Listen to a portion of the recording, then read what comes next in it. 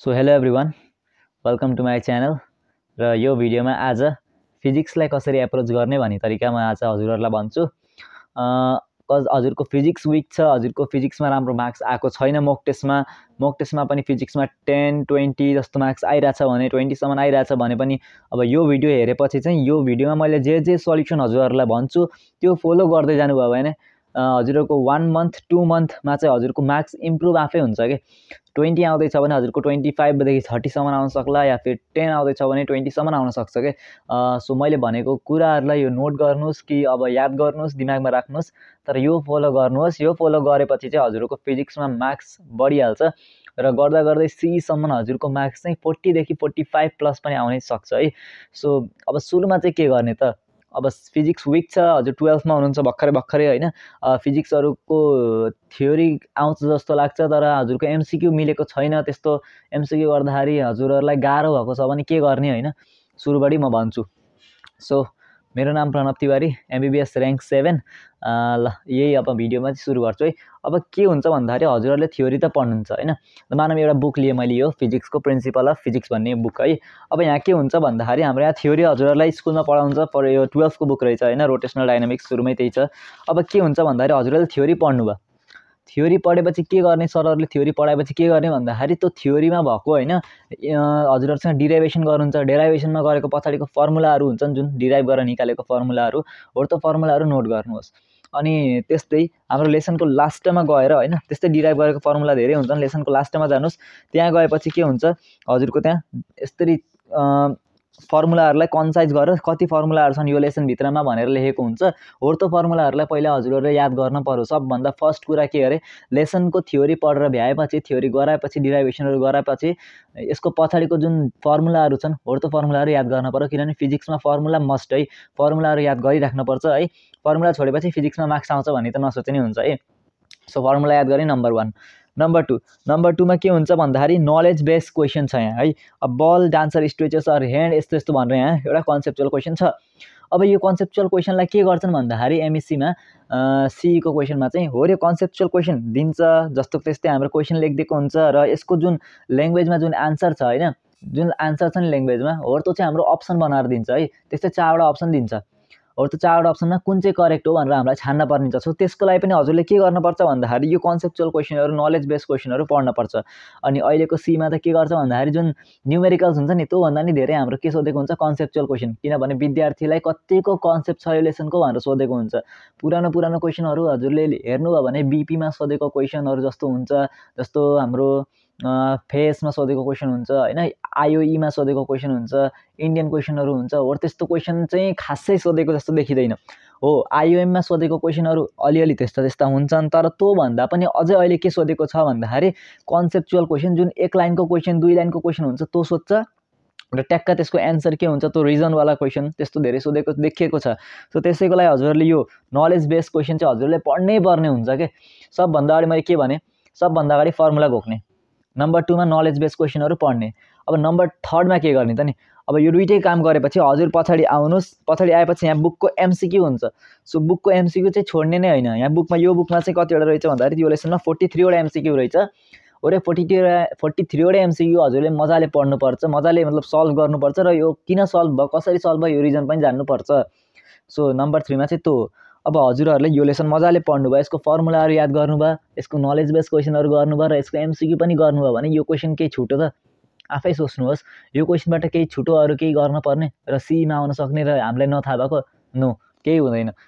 यति गरेपछि चाहिँ हजुरलाई एउटा लेसनको कन्सेप्ट मजाले आयो भन्ने बुझिन्छ। किनभने हजुरले एमसिक्यू पनि गर्नुभयो, नलेज बेस्ड क्वेसन पनि पढ्नु भएको छ र यसको फर्मुलाहरू चाहिँ हजुरले याद गर्नुभएकै छ भने त भइहाल्यो। यही हो कि फिजिक्सको कन्सेप्ट भनेकै हामीले कसरी निकाल्न सकिन्छ भने पहिला त फर्मुला याद गर्नु पर्यो मेन, त्यसपछि एमसिक्यू गरेपछि हजुरलाई त्यो क्वेसनले कसरी सोध्छ, कसरी त्यो क्वेसनलाई डिल गर्ने भन्ने हजुर त्यहाँदेखि थाहा पाउनुहुन्छ।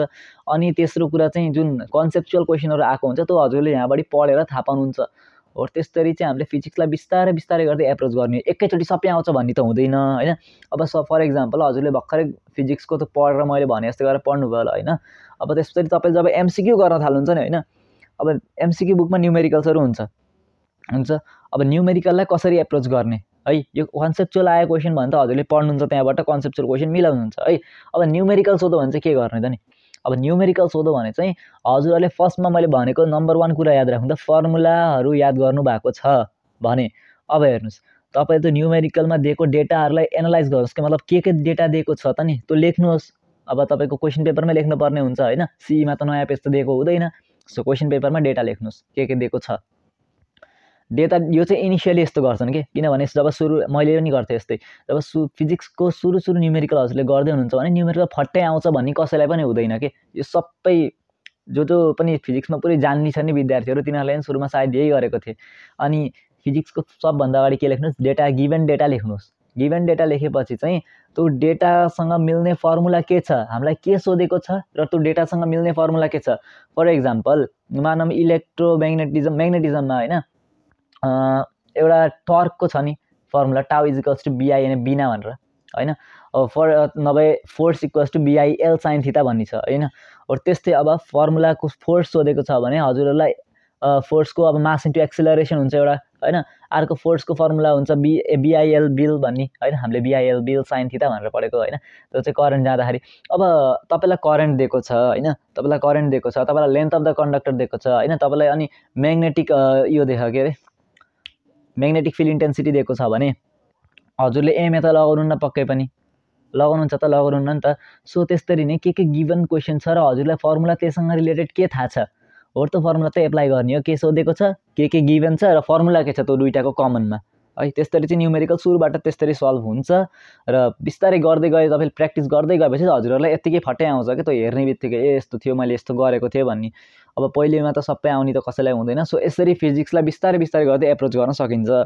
अब के पढ्ने त नि फिजिक्समा होइन, पढ्ने चाहिँ के पढ्ने, कसरी एप्रोच गर्ने मैले भनिसकेँ। फर्स्टमा एकचोटि ब्रिफली भनिदिन्छु है कसरी एप्रोच गर्ने।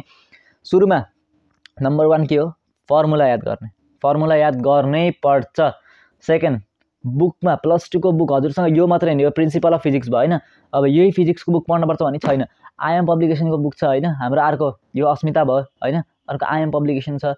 धेरै बुकहरू छन् +2 को जुन पनि बुक पढे हुन्छ, किनभने सबै बुकमा एउटै कुरा लेखेको हुन्छ, धेरै जस्तो फरक पाइँदैन। सो फिजिक्सको लागि झन् पढ्दै पर्दैन धेरै बुक पढ्न, एउटा बुक पढेछ एनफ छ होइन +2 को चाहिँ। अब के गर्ने भन्दाखेरि सबभन्दा अगाडि फर्मुला याद गर्ने, डिराइभ गरेको फर्मुला के छन्। ओके, नम्बर 2 मा के गर्ने, कन्सेप्चुअल क्वेसन पढ्ने। पछाडिको कन्सेप्चुअल क्वेसन छोड्ने नै होइन। यो क्वेसन छोडो भने हजुरहरूको हेरेर कमसेकम फिजिक्समा 40 मार्क्समा 10 मार्क्स यहाँबाट सोध्न सक्छ है, यहाँबाट सोधेको हुन्छ, सोध्छ पनि। सो 10 मार्क्सको छुट्याउने नै होइन कन्सेप्चुअल क्वेसन त। त्यसपछि नम्बर 3 मा के आउँछ, एमसिक्यू गर्ने बुकको। सबभन्दा अगाडि बुकको एमसिक्यू चाहिँ भ्याउन पर्यो सबै, किनभने बुकको एमसिक्यू गर्नु भएन भने हजुरहरूले अरू कताको एमसिक्यू गर्नुहुन्छ त आउने नै बुकै तोकेकै छ, यो +2 को बुक पढौ भनेर होइन, +2 को सिलेबस फलो गर भनेर, अनि बुककै क्वेसन नगरेपछि हुन्छ त, हुँदैन नि त। सो थर्डमा के अरे बुकको एमसिक्यू भ्याउन पर्यो।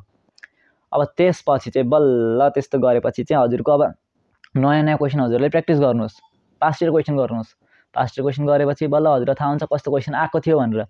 यो बुकको क्वेसन मैले किन गर्न भनेको, हजुरहरूलाई कन्सेप्ट बेस्ड होस् कि मतलब कन्सेप्ट चाहिँ आओस् कि हजुरहरूलाई भनेर भनेको। अब पास्ट इयर क्वेसन गर्नुहोस्, कस्तो आएको थियो क्वेसन होइन। अब धेरै पुरानो क्वेसन चाहिँ हल्का यो हुन्छ क्या, जस्तै के हुन्छ आउट अफ सिलेबस पनि छ कुनै होइन, हाम्रो अहिले सिलेबसमा नभएको त्यस्तो क्वेसनलाई चाहिँ हल्का इग्नोर गरिदिनु, किनभने हामीलाई 200 मा 200 ल्याउनु नि छैन। सोध्दैन त्यस्तो, ढुक्क बस्नुहोस्। आउट अफ सिलेबस सोधेको यो वर्ष नि छैन के अरे, केही पनि सबै +2 को बुकबाट सोधेको थियो र आउने सालमा नि सोध्छ जस्तो छैन के अरे past year out of syllabus question. तर पिवाइक्युजमा कुनै चाहिँ यस्तै भेट्नुहुन्छ क्वेसन, तर त्यसलाई चाहिँ हल्का तनाव नलिनुहोस्, त्यसको लागि पार्टिकुलर त्यही क्वेसनको लागि घोक्दिए हुन्छ। कुनै चाहिँ अब सबै बुझ्ने भन्ने हुँदैन क्या, सीमा र्याङ्क ल्याउनको लागि सबै क्वेसन बुझेको हुनुपर्छ होइन। कुनै त यस्तो हुन्छ क्या, कुनै घोक्ने, कुनै बुझ्ने, कुनै बुझ्ने र घोक्ने हुन्छ क्या, यस्तो हुन्छ। सो भने मैले हजुरले त्यही गर्नुहोस्। अनि यहाँ हेर्नुहोस् त, अनि मैले चाहिँ यो पनि पढेको के, म बुक पनि देखाउँछु। यो 3टा बुक पनि पढेको मैले, फिजिक्सको यो मोड्युल 1 भयो, मोड्युल 2, मोड्युल 3 र यो बुक पनि मैले पढेको हो। अब यो बुक चाहिँ हजुरहरूले कति बेला पढ्ने भन्दाखेरि मैले जब यो +2 को बुक भ्याएपछि चाहिँ यहाँबाट चाहिँ पछाडिको एमसिक्यूहरू गर्ने। त्यो पनि होइन भने यसो सर र यहाँ के दिएको हुन्छ भन्दाखेरि यो मेरो बुक हो होइन, हल्का केयर भएको छ।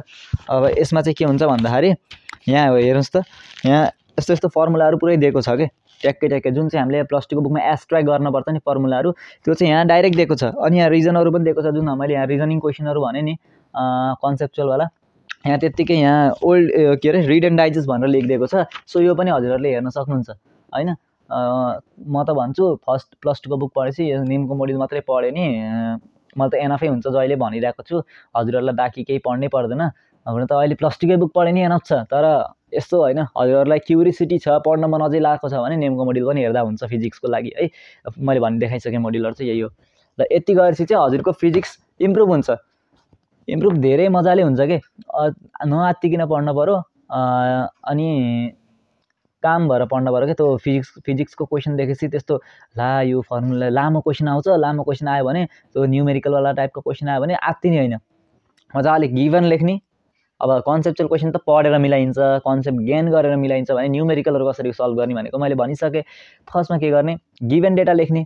गिभन डेटा लेखेपछि हामीलाई के सोधेको छ त्यो हेर्ने। फोर्स सोधेको छ भने एफ लेख्ने, एफको फर्मुला त्यो गिभन डेटासँग के कमन छ त्यो फर्मुला लेख्ने।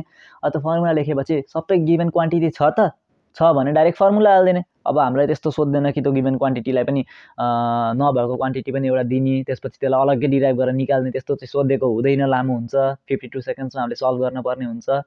सो दिएकै हुन्छ फर्मुला, डाइरेक्ट त्यसरी सल्भ गर्न सकिन्छ है। यही हो फिजिक्समा, त्यही गाह्रो हुँदैन। अब यसबढी नै हजुरहरूलाई भएन, अझै केही चाहियो भने हजुरले मलाई मेसेज गर्दा हुन्छ होइन। डिएम गर्दा नि मैले हरेकजनाको रिप्लाई दिइरहेको छु र यही युट्युबमा कमेन्ट गर्दा नि मजाले मैले रिप्लाई गर्छु, त्यस्तो रिप्लाई गर्दिनँ यो भन्ने हुँदैन। सो अरू केही क्युरियोसिटी छ भने सोधे हुन्छ, त गर्ने चाहिँ यही हो है फिजिक्समा। अरू त्यस्तो योभन्दा अरू खत्रै केही गर्नुपर्छ भन्ने केही होइन। बिस्तारै just it's all about practice, कति प्र्याक्टिस गरिन्छ भन्ने कुरा हो।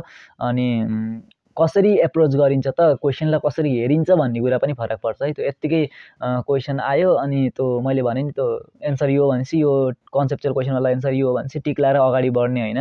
त्यो एन्सर कन्सेप्चुअल क्वेसनको आन्सर आएन भने यो कन्सेप्चुअल क्वेसन एकचोटि बुकमा या फिर कतै गुगलतिर गरेर च्याट जिपिटीबाट, अहिले त सोर्सै सोर्स छ, कतैबाट गरेर एकचोटि यसको कन्सेप्ट पनि मजाले हेर्नुपर्ने हुन्छ है। ल यति नै हो। Thank you very much.